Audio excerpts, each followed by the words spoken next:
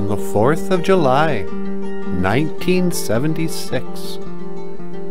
My mother and father celebrated white people's independence by holding the largest house party in Coeur d'Alene tribal history. I mean, every Indian in the world was there.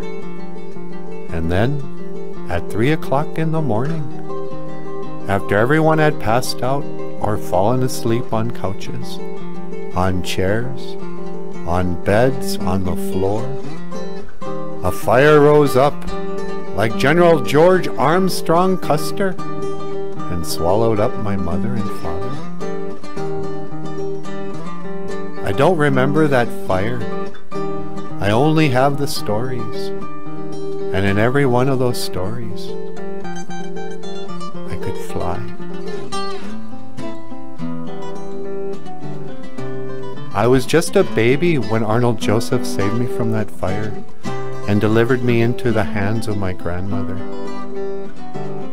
And Victor Joseph was just a baby too when his father saved me from that fire.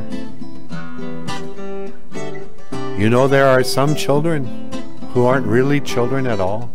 They're just pillars of flame that burn everything they touch. And there are some children who are just pillars of ash that fall apart if you touch them.